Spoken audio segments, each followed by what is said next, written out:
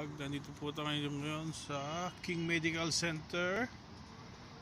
At dito nagtatrabaho ang boss natin. Dito sa tower na to. Nandiyan po siya. Wait po natin.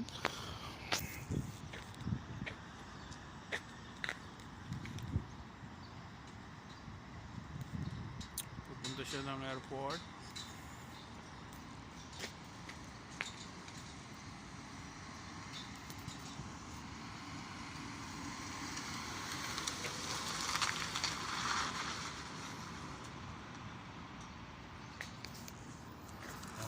Dito po tayo sa parking area.